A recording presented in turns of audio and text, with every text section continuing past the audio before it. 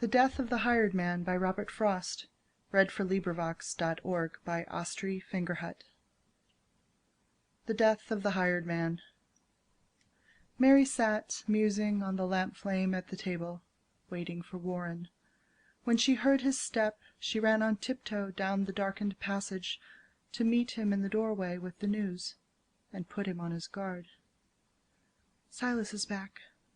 She pushed him outward with her through the door, and shut it after her. "Be kind," she said. She took the market things from Warren's arms, and set them on the porch, then drew him down to sit beside her on the wooden steps. "When was I ever anything but kind to him? But I'll not have the fellow back," he said. "I told him so last haying, didn't I? If he left then, I said, that ended it. What good is he? Who else will harbor him, at his age, for the little he can do? What help he is, there's no depending on. Off he goes, always when I need him most. He thinks he ought to earn a little pay, enough at least to buy tobacco with, so he won't have to beg and be beholden. All right, I say, I can't afford to pay any fixed wages, though I wish I could. Someone else can. Then someone else will have to. I shouldn't mind his bettering himself, if that was what it was. You can be certain when he begins like that, there's someone at him, trying to coax him off with pocket money, in haying time when any help is scarce. In winter he comes back to us. I'm done." "Shh! Not so loud. He'll hear you," Mary said. "I want him to. He'll have to, soon or late. He's worn out. He's asleep beside the stove. When I came up from Rose, I found him here, huddled against the barn door, fast asleep. A miserable sight, and frightening, too. You needn't smile.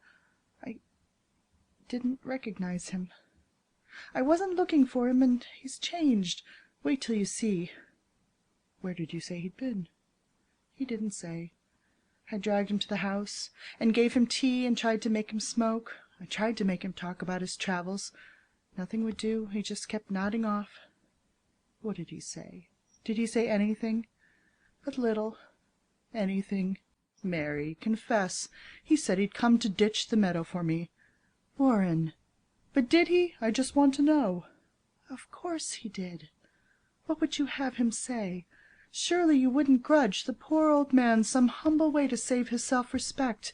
He added, if you really care to know, he meant to clear the upper pasture, too.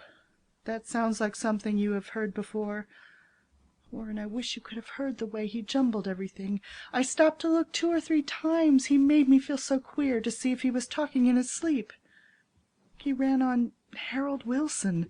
You remember, the boy you had in haying 4 years since? He's finished school and teaching in his college. Silas declares you'll have to get him back. He says they two will make a team for work. Between them they will lay this farm as smooth.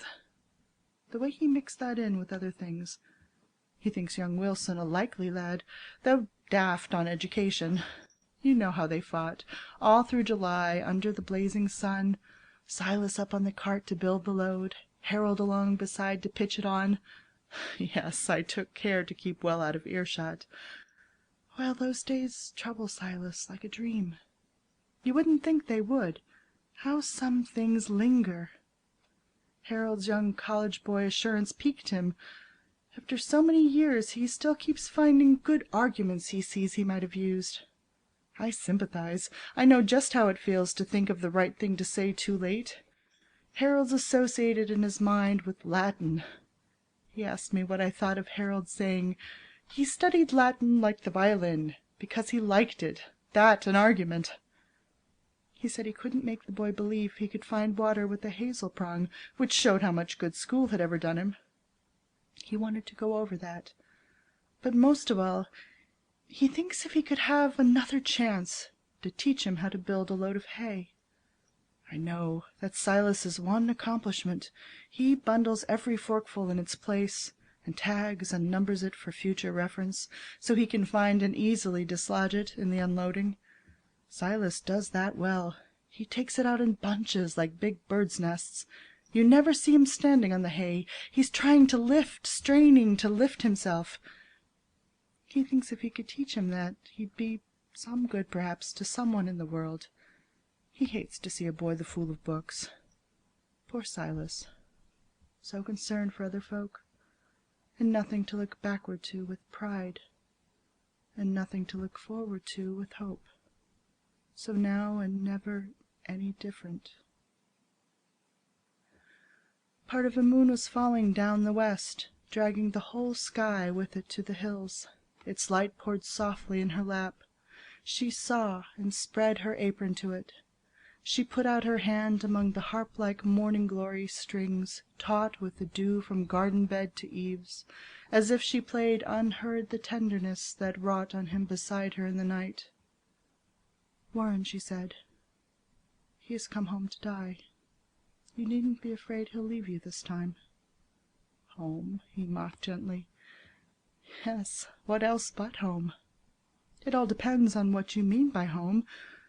Of course he's nothing to us, any more than was the hound that came a stranger to us out of the woods, worn out upon the trail.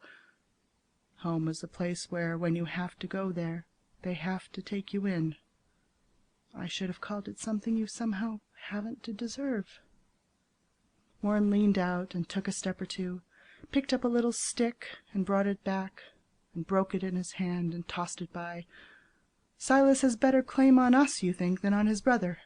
13 little miles as the road winds would bring him to his door. Silas has walked that far, no doubt, today. Why didn't he go there? His brother's rich, a somebody, director in the bank. He never told us that. We know it, though. I think his brother ought to help, of course. I'll see to that if there is need. He ought of right to take him in, and might be willing to. He may be better than appearances.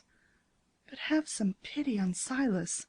Do you think if he had any pride in claiming kin, or anything he looked for from his brother, he'd keep so still about him all this time?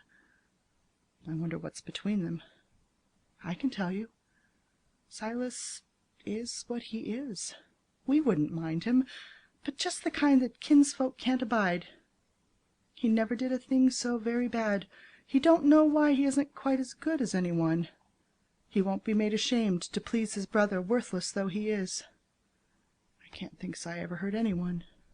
No. But he hurt my heart, the way he lay and rolled his old head on that sharp-edged chair-back. He wouldn't let me put him on the lounge. You must go in and see what you can do. I made the bed up for him there tonight. You'll be surprised at him, how much he's broken. His working days are done, I'm sure of it. I'd not be in a hurry to say that. I haven't been. Go. Look. See for yourself. But, Warren, please remember how it is. He's come to help you ditch the meadow. He has a plan. You mustn't laugh at him. He may not speak of it, and then he may.